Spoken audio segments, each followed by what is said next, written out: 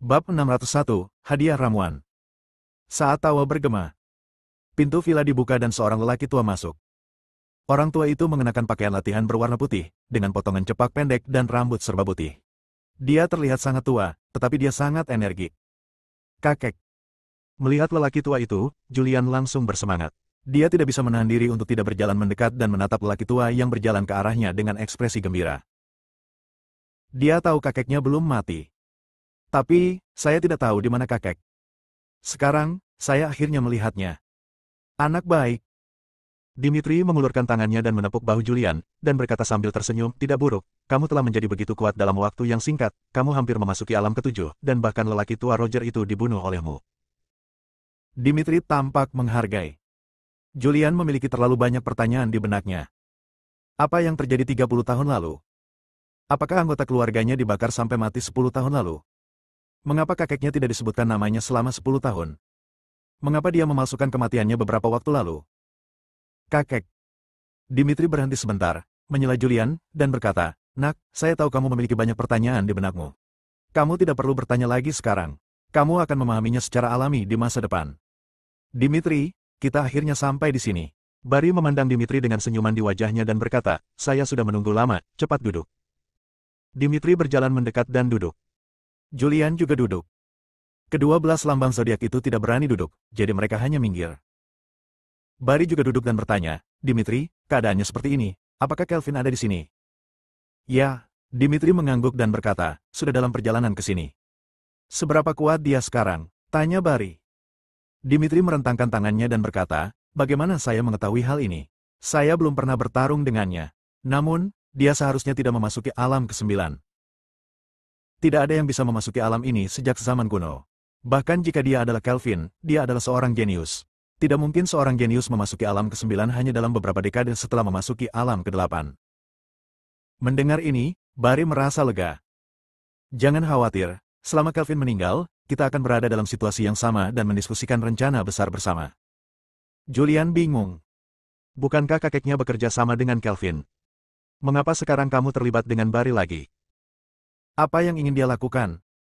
Kakek, kamu. Dia memandang Dimitri dengan ekspresi ragu-ragu. Julian, keluarlah bersamaku. Dimitri tidak tinggal lama, berbalik dan keluar dari villa. Julian mengikuti dari belakang. Di luar villa, di tengah salju. Julian memandang orang tua di depannya. Orang tersebut adalah kakeknya yang mengajarinya sejak kecil. Namun, orang di depannya benar-benar berbeda dari kakek dalam ingatannya. Apa yang ingin kamu tanyakan? Dimitri memandang Julian. Apa yang terjadi dengan keluarga Fisher 30 tahun yang lalu? Julian bertanya. Dimitri berkata, bukankah Sarah sudah memberitahumu? Ketika saya sedang berlatih, saya diserang secara tiba-tiba, dan energi sejati saya menjadi mundur dan mengenai otak saya, menyebabkan saya menjadi gila dan kehilangan akal. Saya membunuh banyak orang di keluarga Fisher, dan akhirnya dibunuh oleh lelaki tua itu. Nenek moyang menghapuskan budidayanya dan diusir dari keluarga. Siapa yang menyerangmu? Tidak tahu. Apakah itu Roger? Mungkin tidak.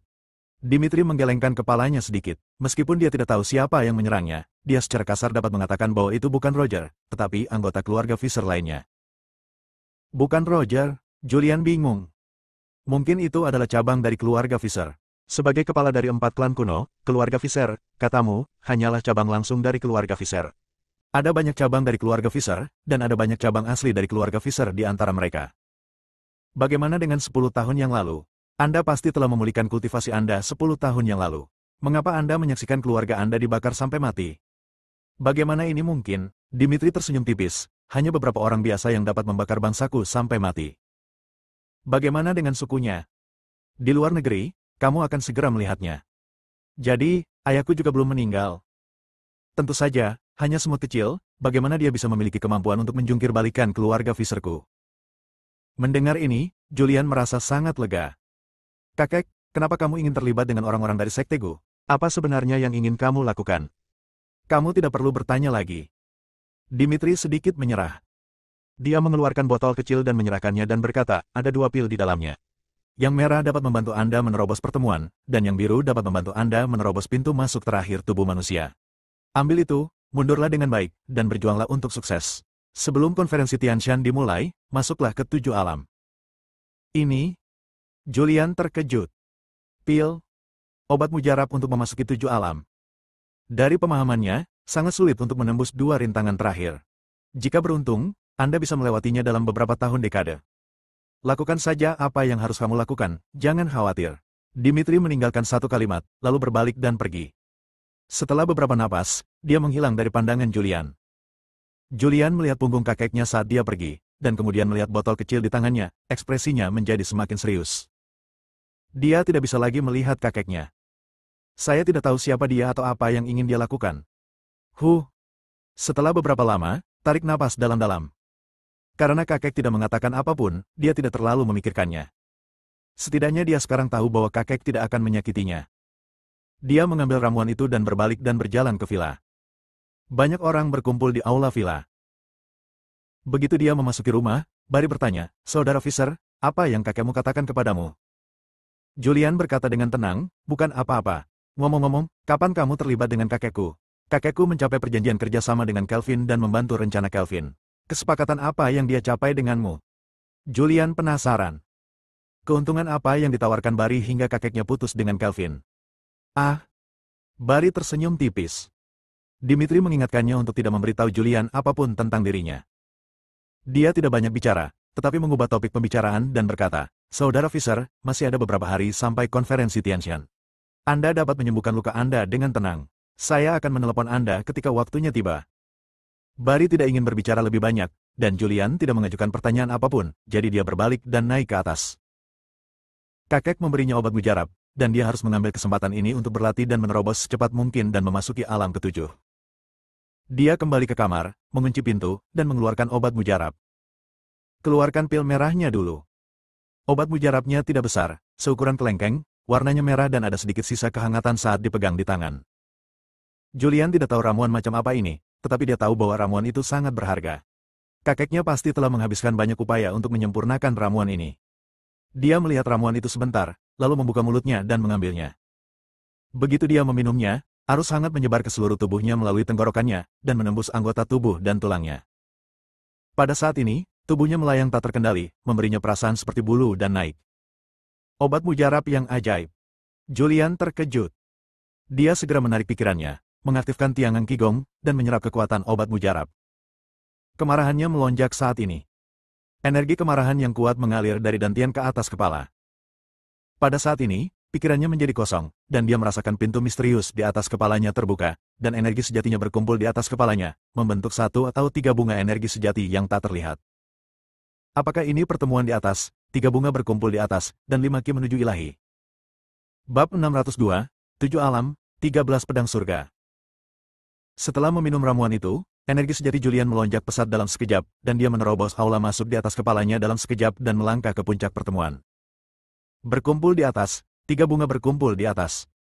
3 bunga, bunga tak kasat mata yang dibentuk oleh 3 kekuatan. Dibentuk oleh energi sejati.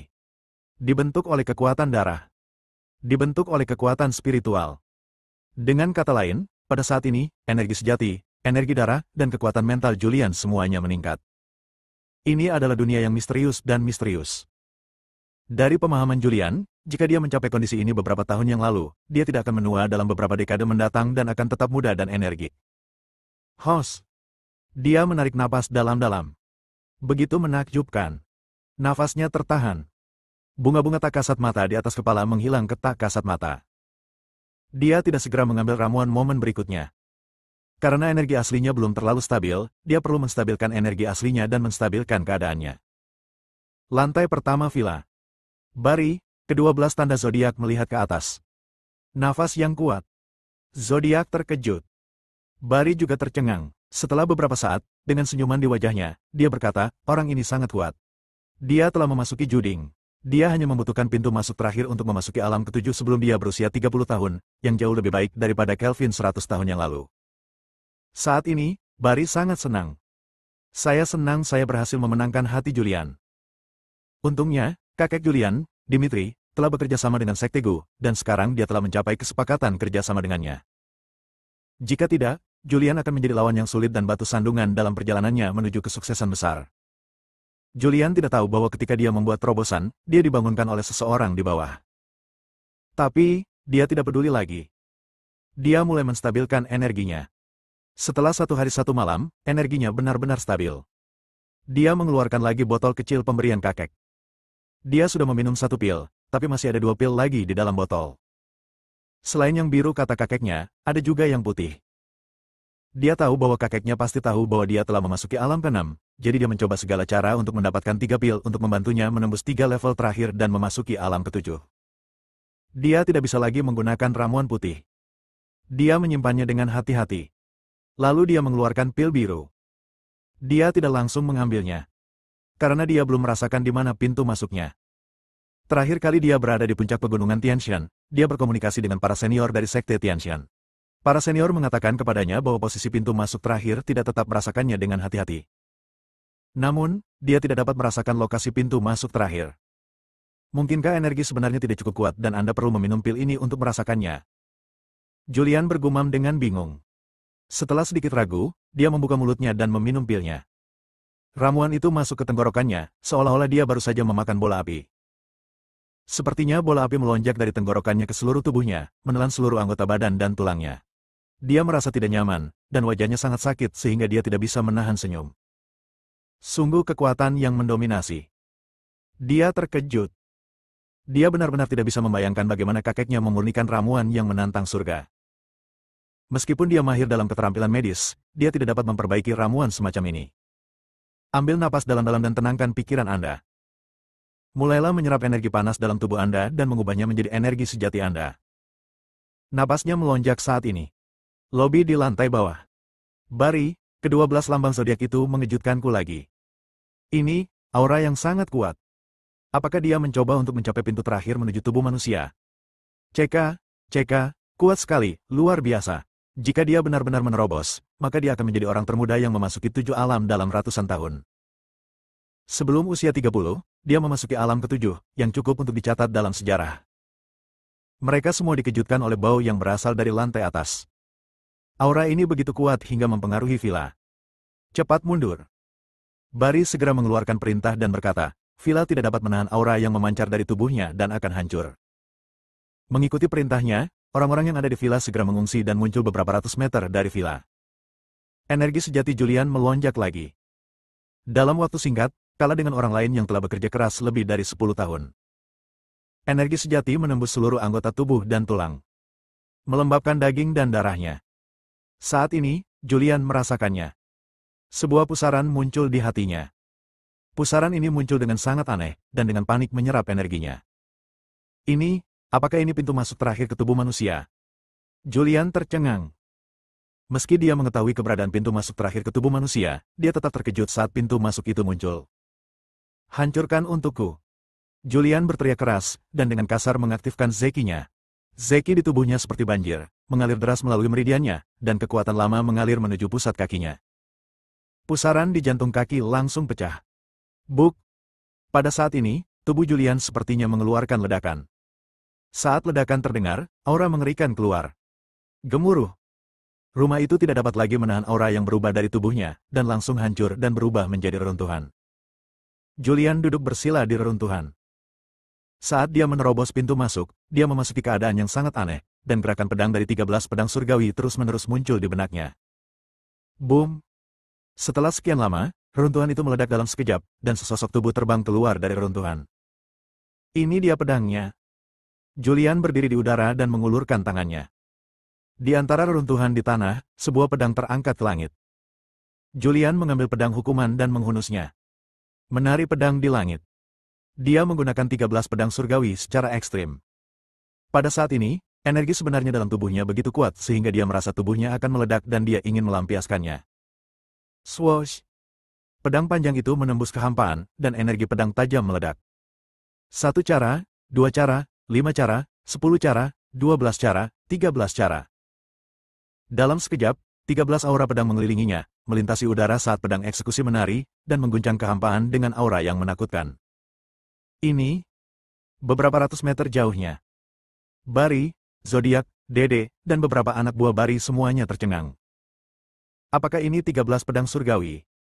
Itu terlalu kuat, 13 pedang energi melindungimu. Siapa yang bisa mendekat? Semua orang terkejut dengan ilmu pedang yang ditampilkan oleh Julian. Pergi. Julian memiringkan pedang di tangannya. 13 energi pedang menyapu langit dan jumlahnya sangat banyak. Gemuruh. Tanah beberapa ratus meter jauhnya meledak seketika, dan es batu berterbangan dengan momentum yang menakutkan. Julian menahan auranya dan berdiri di udara, melihat kekuatan destruktif yang disebabkan oleh 13 pedang Ki, dan dia juga terkejut di dalam hatinya. Dia hanya berlatih 13 pedang surga untuk waktu yang singkat, tetapi saat dia menerobos pintu masuk, dia memasuki kondisi pencerahan. Pada saat ini, dia memahami esensi dari 13 pedang surga. Terlebih lagi, setelah memasuki alam ketujuh, energi sejatinya meningkat secara eksponensial. Saat energi sejatinya menjadi lebih kuat, secara alami ia akan mampu berubah menjadi 13 energi pedang. Setelah sekian lama, Julian menarik napas dalam-dalam. Jika saya melintasi 7 alam, menambahkan 13 pedang surgawi, dan tidak dapat meninggalkan 8 alam, saya tidak akan terkalahkan di dunia. Julian memiliki keyakinan yang tenang di wajahnya, dan keyakinan yang tak terkalahkan di hatinya. Bab 603, Sara menghalangi jalan. Dibandingkan dengan alam ke-6, kekuatan Ki di alam ke-7 lebih dari 1 atau 2 poin lebih kuat. Julian yakin bahwa dia tidak terkalahkan selama dia tetap berada di alam ke-8. Tubuh itu jatuh dari langit dan berdiri kokoh di tanah. Di kejauhan, sekelompok orang datang. Pemimpinnya adalah Bari. Dia tertawa keras dan berkata, "Haha, Saudara Fisher, selamat, Anda telah memasuki alam ke-7 di usia muda. Ini adalah orang pertama dalam ratusan atau bahkan ribuan tahun." Julian melirik ke arah Bari dan mengangkat sudut mulutnya, membentuk senyuman tipis. Saat kakeknya memberinya obat mujarab, dia juga mengatakan sesuatu. "Lakukan saja apapun yang harus Anda lakukan tanpa kekhawatiran atau beban apapun." Senyuman Julian membuat Bari merasa sedikit gugup, dan dia tidak yakin mengapa Julian tersenyum lagi. Dede juga membuka mulutnya untuk memberi selamat. "Ini sangat kuat. Kamu sudah berada di alam ke-7 sebelum kamu berumur 30 tahun. Dalam beberapa dekade, kamu akan menjadi nomor 1 di dunia. Benar-benar tak terkalahkan." Semua orang di zodiak juga berbicara satu demi satu. Julian bertanya dengan tenang, "Berapa hari tersisa sampai konferensi Tianshan?" Bari mendapatkan kembali ketenangannya dan berkata, "Masih ada 3 hari lagi. Sekarang hampir semua prajurit kuno Daxia yang terkenal dan berkuasa telah berkumpul di Sekte Tianshan." Julian bertanya, "Apa rencanamu selanjutnya?" Bari berkata, "Selama retret Anda, Iblis Gu mendatangi saya dan berkata bahwa pemimpin besar telah tiba di Sekte Tianshan dan meminta saya pergi ke Sekte Tianshan untuk bertemu dengan pemimpin besar." Mendengar ini, Julian mengerutkan kening dan bertanya, "Kelvin baru saja bergabung dengan Sekte Tianshan, dan dia tidak takut dikepung." Bari tersenyum dan berkata, "Ini tidak mungkin. Ini adalah pertemuan besar seluruh prajurit kuno. Tidak ada perbedaan antara yang baik dan yang jahat. Sebelum pertemuan dimulai, tidak ada yang berani memimpin, dan tidak ada yang tahu identitas sebenarnya pemimpin besar. Dia selalu memakai topeng." "Oh." Julian mendengus dan berkata, "Kalau begitu, ayo pergi ke Sekte Tianshan. Tapi jika saya pergi seperti ini, apakah saya akan dikepung?" Julian juga sedikit khawatir. Dia telah membunuh begitu banyak orang sebelumnya. Meski hanya akting, para murid sekte dan keluarga ini tidak mengetahuinya. Jika dia bergabung dengan Sekte Tianshan, dia mungkin menimbulkan kemarahan publik. "Saya sudah menyiapkan topengnya sejak lama," kata Bari sambil tersenyum dan bertepuk tangan. Sasa dan Sisi datang. Keduanya memandang Julian dengan kekaguman di wajah cantik mereka. Salah satu dari mereka menyerahkan topeng hitam. Julian mengambilnya dan berkata, "Ayo pergi." Kemudian, dia berbalik dan berjalan menuju Sekte Tianshan. Bari, Dede, Zodiak, dan banyak anak buah Bari mengikuti dari belakang. Dalam perjalanan menuju Sekte Tianshan, Bari berkata, "Saudara Fisher, konferensi Tianshan ini sangat penting. Ini adalah pertama kalinya para pejuang kuno Gritsia berkumpul bersama dalam 100 tahun. Selama 100 tahun terakhir, para pejuang kuno selalu mengalami konflik. Pertama, Sekte Gu dan berbagai sekte." Julian tidak terlalu peduli dengan hal ini. Sekarang, dia ingin tahu pria kuat mana yang akan muncul. Orang kuat mana yang akan muncul di Sekte Tianshan? Dia menanyakan pertanyaan itu dalam benaknya. Bari berkata, "Ini tidak jelas. Dalam pertempuran Sekte Gu 100 tahun yang lalu, hampir semua orang kuat di dunia seni bela diri kuno tewas. Dan tidak ada yang tahu berapa banyak orang kuat yang muncul dalam 100 tahun terakhir. Sekarang kita dapat mengatakan satu-satunya yang memiliki nama ini adalah Jared Kotake dari keluarga Kotake, dan ada juga orang-orang setingkat leluhur dari 4 klan kuno. Orang-orang ini semuanya berada di alam ke-7, mungkin."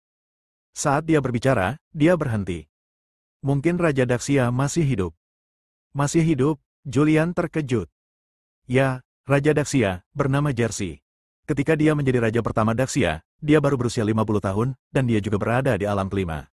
Dalam beberapa dekade terakhir, ilmu pengetahuan dan teknologi telah meledak. Itu terlalu mudah untuk memperpanjang umur. Jika terjadi kecelakaan, tahun ini dia akan berusia sekitar 150 tahun. Pada usia tersebut, kemungkinan besar dia masih hidup. Tidak akan sulit untuk memasuki alam ketujuh, dan dia bahkan mungkin bisa memasuki alam kedelapan. Julian mengangguk ringan. Dia tidak terlalu memperhatikan raja dari 100 tahun yang lalu. Sekarang dia prihatin dengan 4 orang kuat di surga, bumi, angin dan guntur yang berada di samping raja 100 tahun yang lalu. Dalam pemahamannya, keempat orang ini adalah alam ketujuh 100 tahun yang lalu, dan dengan bantuan keempat orang inilah Daxia dapat membangun sebuah negara. Dan Tuan Long di belakang raja adalah murid surga. Dari pemahamannya, prajurit zaman dahulu juga memiliki batas umur.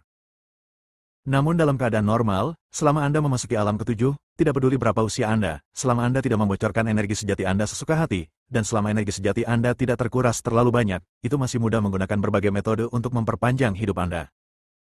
Kemungkinan besar orang-orang ini masih hidup. Jika mereka semua masih hidup, setelah 100 tahun, mereka pasti telah memasuki alam ke-8. Dalam tahun-tahun ini, pernahkah Anda mendengar tentang 4 orang kuat di sekitar Jersey, surga, bumi, angin dan guntur? Barry menggelengkan kepalanya sedikit dan berkata, saya belum pernah mendengar hal ini sebelumnya. Keempat orang ini membantai banyak murid Sekte Gu saat itu. Sekte Gu menghilang setelah pertempuran pertama. Tampaknya mereka terluka parah dan mengasingkan diri untuk penyembuhan.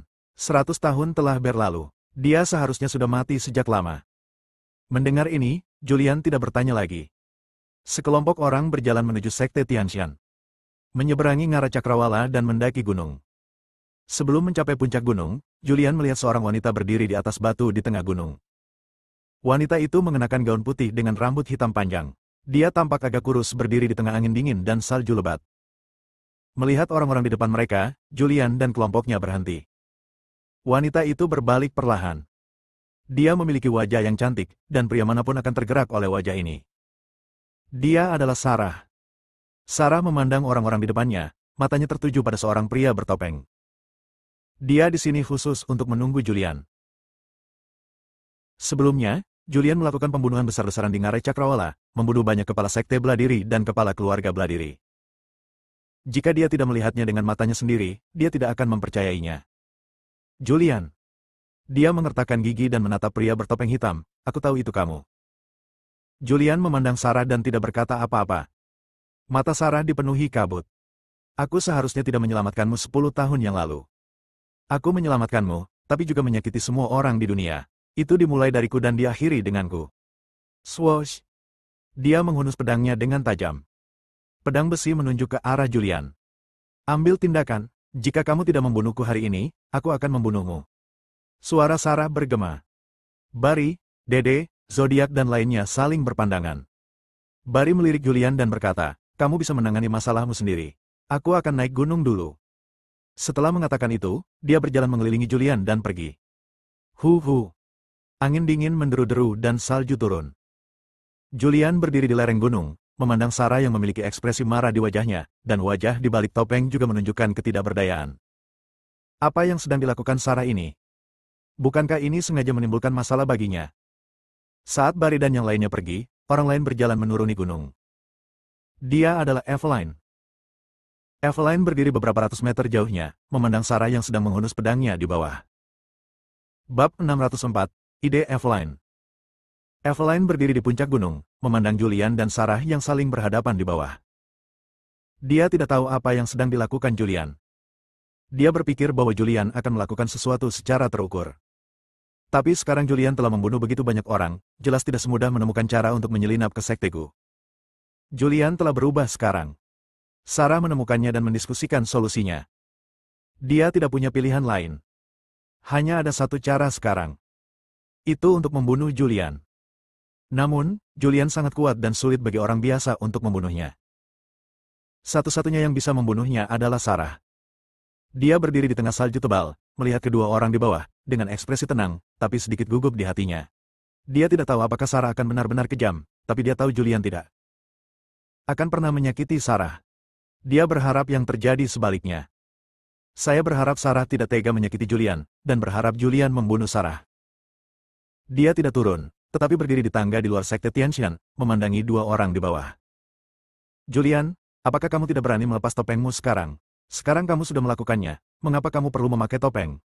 Suara dingin Sarah bergema. Julian dengan enggan melepas topengnya, memperlihatkan wajah aslinya, menatap Sarah di depannya, dan bertanya, apa yang kamu lakukan? Saya ingin bertanya, apa yang kamu lakukan?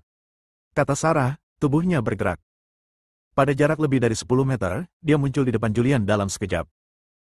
Pedang panjang di tangannya langsung menembus tubuh Julian. Julian bisa mengelak.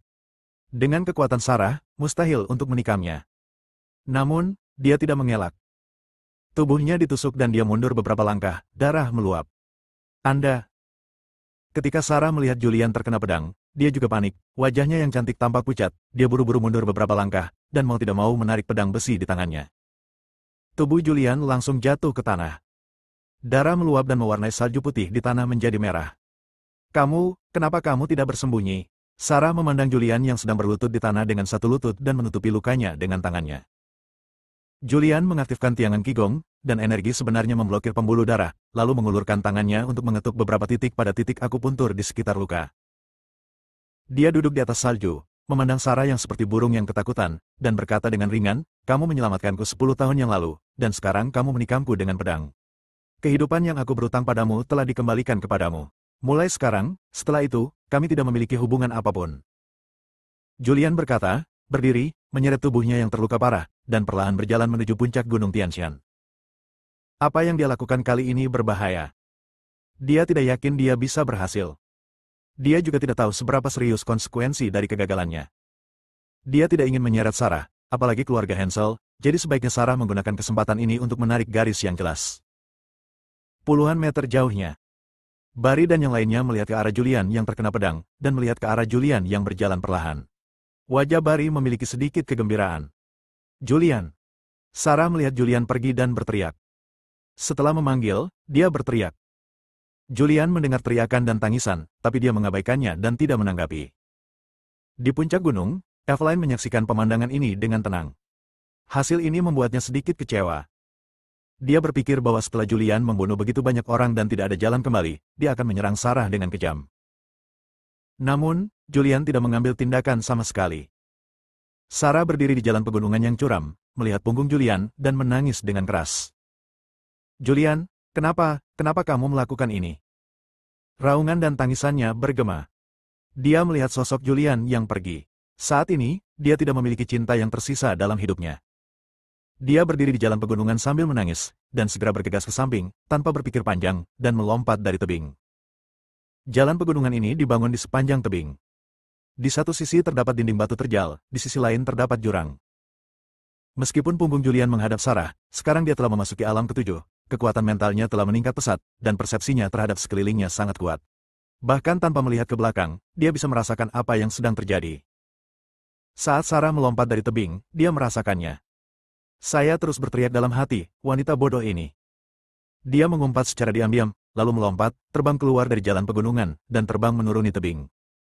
Ini adalah tebing tanpa dasar. Meskipun Julian berada di alam ketujuh, dia terluka dan tidak bisa mengendalikan ki sesuka hatinya. Sekarang dia melompat, dia tidak bisa mengendalikan kekuatan kejatuhannya. Dia melihat Sarah yang masih jatuh, dan dia tidak terlalu peduli. Dia tidak peduli dengan luka di tubuhnya, dia menggunakan seluruh kekuatannya untuk mempercepat muncul di depan Sarah. Peluk dia. Sendirian, dia mampu melompat lagi. Sekarang dia sedang menggendong seseorang, kekuatan jatuhnya terlalu besar, dan dia terluka, sehingga dia tidak bisa melompat lagi. Dia memegang Sarah di pelukannya dan terus terjatuh. Selama proses tersebut, dia menabrak tebing di sampingnya. Rasa sakit yang tajam menjalar ke punggungku. Rasa sakitnya hampir membuatnya pingsan. Hos. Julian menarik napas dalam-dalam. Saat ini, dia tidak mengacaukan divisinya. Naikkan seki Anda dengan cepat dan gunakan seki Anda untuk mengimbangi gaya ke bawah. Ketika dia akan jatuh ke tanah, pedang hukuman di tangannya meledak dengan energi pedang yang kuat. Energi pedang ini berdampak pada tanah, dan dia mengambil kesempatan ini untuk menghilangkan kekuatan kejatuhannya. Tubuh itu berputar di udara dan akhirnya berdiri kokoh di tanah. Begitu dia berdiri kokoh, dia tidak bisa bertahan lebih lama lagi dan jatuh ke tanah. Sarah, sebaliknya, menjadi pucat karena ketakutan. Saat dia melompat, pikirannya menjadi kosong dan dia bingung. Dipegang oleh Julian, dia bahkan tidak bereaksi. Baru setelah dia mendarat dengan selamat, otak kosongnya bereaksi. Dia memandang Julian yang terbaring di tanah, dengan darah terus-menerus bocor dari dadanya, mewarnai tanah menjadi merah darah. Dia segera berjongkok. Julian, Julian. Dia mengulurkan tangan dan meraih Julian, mencoba menariknya. Oke, jangan sentuh aku. Wajah Julian pucat dan dia berkata dengan lemah, jika saya bergerak beberapa kali lagi, saya tidak akan bisa mengendalikan lukanya. Begitu saya kehilangan terlalu banyak darah, saya akan mati. Mendengar ini, Sarah berhenti. Melihat Julian dengan air mata berlinang, dia terus meminta maaf, Julian. Suamiku, maafkan aku. Aku tidak ingin melakukan ini, tapi aku benar-benar tidak bisa menahannya. Kata Evelyn bahwa aku tidak bisa membiarkanmu terus menyakiti aliansi bela diri. Aku tidak bisa membiarkanmu terus menyakiti dunia, katanya, hanya aku yang bisa membunuhmu, jadi. Julian bangkit dari tanah dengan susah payah dan duduk bersila di tanah. Gunakan metode penyembuhan yang tercatat dalam kitab suci medis untuk memulai penyembuhan. Untungnya, dia telah memasuki alam ketujuh dan memiliki ki yang kuat. Jika tidak, akan sulit menyelamatkan Sarah setelah terkena pedang dan terluka. Sambil menyembuhkan lukanya, dia melihat ke arah Sarah dan bertanya, maksudmu, Evelyn memintamu untuk membunuhku. Kata Evelyn, kamu sangat kuat sekarang. Hanya sedikit orang yang bisa mengalahkanmu. Hanya aku yang bisa membunuhmu. Aku juga siap bunuh diri setelah membunuhmu. Sarah menundukkan kepalanya, seolah-olah dia telah membuat kesalahan seperti anak kecil. Alis Julian berubah menjadi karakter, cuan. Apa yang diimpikan Evelyn? Bab 605, bunuh Dede. Evelyn ingin membunuhku. Bunuh aku demi dunia. Julian tampak bingung. Dia tidak mengira Evelyn memiliki pikiran yang luas. Evelyn sangat cerdas dan akan mempertimbangkan banyak hal dari banyak aspek. Jika Evelyn berpikir bahwa dia benar-benar tersesat dan ingin membunuhnya, maka dia benar-benar menyembunyikannya dari semua orang di dunia. Tapi, menurutnya tidak. Evelyn pasti punya tujuan lain. Namun, dia tidak dapat membayangkan apa itu. Suamiku, katakan padaku, apa yang kulihat hanyalah sebuah fenomena, situasi sebenarnya tidak seperti ini, kan? Sarah memandang Julian, berharap Julian akan memberinya penjelasan. Ceritanya panjang. Tidak ada seorang pun sekarang, dan Julian tidak berniat menyembunyikan apapun. Setelah saya datang ke Sekte Tianshan, Bari meminta saya untuk membunuh Cakra, pemimpin Sekte Tianshan. Untuk menyelamatkan orang, saya tidak punya pilihan selain membunuhnya. Saya tahu bahwa Sekte Tianshan pasti akan membunuhnya. Saya memiliki mata yang dipasang oleh Sekte Gu, jadi setelah saya mengalahkan Cakra, saya bekerja sama dengannya. Julian dengan singkat menjelaskan masalahnya. Mendengar ini, Sarah menangis kegirangan. Dia tahu bahwa Julian bukanlah orang seperti itu. Maaf, aku salah menyalahkanmu. Hei, permainan bagus hampir dirusak oleh kalian. Julian memiliki ekspresi ketidakberdayaan di wajahnya, dan segera, dia berhenti berbicara dan mulai menyembuhkan lukanya dengan serius. Dia ditikam oleh Sarah, yang mencapai titik vital, dan hidupnya dalam bahaya. Jika dia tidak memasuki alam ketujuh, dia pasti sudah lama mati. Sekarang dia menyelamatkan orang lagi, dan lukanya semakin parah. Hal ini memerlukan pengobatan sesegera mungkin, jika tidak maka dapat mengancam jiwa. Di luar faksi Tianshan, Bari dan yang lainnya juga tercengang saat melihat Julian melompat turun untuk menyelamatkan yang lain. Bari memarahi, apa yang kamu lakukan, anak ini? Dia bahkan mempertaruhkan nyawanya demi seorang wanita. Sangat tidak mungkin menopang tembok dengan lumpur. Dia tampak seperti dia membenci besi. Dia sudah terkena pedang, dan sekarang dia melompat dari tebing yang tinggi untuk menyelamatkan orang lain. Saya khawatir mereka tidak akan bisa diselamatkan, dan dia sendiri yang akan mati. Ya, meskipun kamu berada di alam ketujuh, jika kamu melompat ke bawah jika terluka, akan sulit menyelamatkan orang tersebut. Kedua belas lambang zodiak dibahas dengan suara rendah.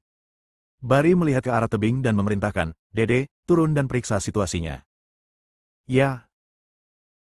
Dede mengangguk, berjalan menuju tepi tebing, dan melihat ke bawah. Tebingnya sangat curam, sekilas dipenuhi kabut putih, dan dasarnya tidak terlihat. Dia berada di puncak alam keenam, dan sangat mudah untuk turun. Bos, kamu naik gunung dulu, aku akan turun dan memeriksa situasinya. Ya, Bari berkata, Julian sangat kuat. Bahkan jika dia gagal menyelamatkan Sarah, dia mungkin tidak akan mati. Tapi dia terluka dan dia pasti tidak akan bisa bangun. Turun dan bawa dia kembali kepadaku dengan selamat. Ya. Dede mengangguk. Lalu seperti monyet, dia turun menyusuri tebing. Di kejauhan, Evelyn menyaksikan pemandangan ini dengan tenang. Sarah melompat dari tebing, dan diam-diam dia bahagia di dalam hatinya.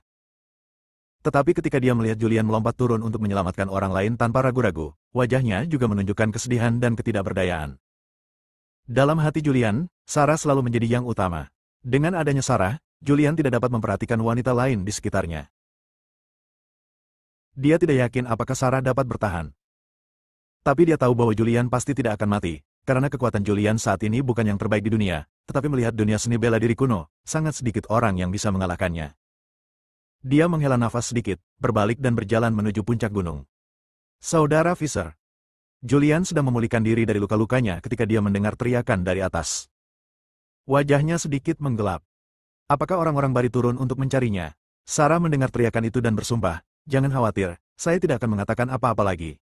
Saya hanya akan berpura-pura tidak tahu." Julian menarik napas dalam-dalam dan berkata, dia adalah salah satu orang kepercayaan Bari. Dia sangat kuat dan berada di puncak alam ke-6. Harap berhati-hati nanti dan jangan mengekspos dia. Sarah menganggukkan kepalanya dengan penuh semangat. Saudara Fisher.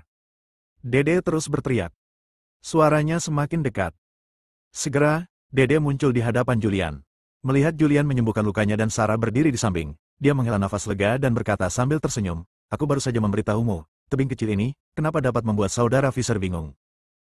Julian tidak membalasnya. Dede menghampiri dan bertanya, "Bagaimana lukamu?" Julian kemudian membuka matanya, meliriknya, dan berkata dengan lemah, "Cederanya agak serius. Saya perlu waktu untuk sembuh. Saudara Dede, naiklah dulu. Setelah saya pulih dari cederanya, saya akan pergi ke Sekte Tianshan untuk bertarung denganmu." Ini. Dede sedikit ragu-ragu dan berkata, "Saudara Fisher, sebaiknya saya mengantarmu." Julian meliriknya, lalu mengangguk sedikit dan berkata, "Tidak apa-apa." Dede berjalan mendekat. Julian memegang pedang penyiksaan, menancapkannya ke tanah, dan menopang dirinya untuk berdiri. Dede berjalan mendekat, mendukungnya, dan berkata, "Aku akan mengantarmu dulu. Setelah kamu aman, aku akan turun untuk menjemput Sarah." "Oke." Julian mengangguk. Berjalan. Dede menarik Julian, mengaktifkan energi aslinya, dan hendak mulai memanjat tebing. Namun, pada saat ini, Julian langsung mencabut pedang hukuman, dan pedang tajam itu menembus tubuh Dede. "Anda." Ekspresi wajah Dede membeku, pupil matanya melebar, dan wajahnya terlihat luar biasa. Setelah Julian menyerang dengan pedangnya, dia dengan cepat menggunakan seluruh kekuatannya. Energi sejati yang tersisa di tubuhnya berkumpul di telapak tangannya, dan dia tiba-tiba menamparkan dada Dede dengan telapak tangannya. Dada Dede penyok dan daging serta darahnya langsung kabur. Tubuhnya terlempar oleh kekuatan yang menakutkan, dan dia menghantam tebing yang jaraknya puluhan meter, lalu jatuh ke tanah lagi. Engah. Gerakan paksa Julian mempengaruhi luka di tubuhnya, seteguk darah muncrat, dan tubuhnya tidak bisa menahan diri untuk tidak jatuh ke tanah. Suami. Sarah bereaksi tepat waktu dan berjalan cepat untuk mendukung Julian. Julian berhenti sebentar dan berkata, "Tidak, ini tidak serius." Dia menikam Dede dan menamparnya lagi. Namun, dia tetap khawatir.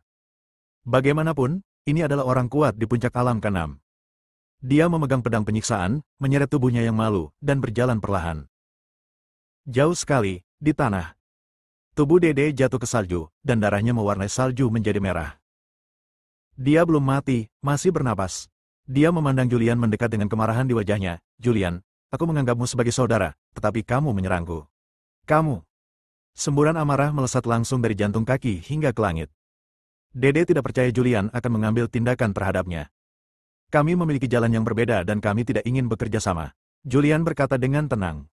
Dia juga tidak ingin melakukan serangan diam-diam. Namun Dede adalah seseorang yang dekat dengan Bari dan memiliki pendirian yang berbeda dengannya. Ini adalah peluang bagus. Jika Anda tidak mengambil tindakan sekarang, Anda tidak akan pernah mempunyai kesempatan lagi.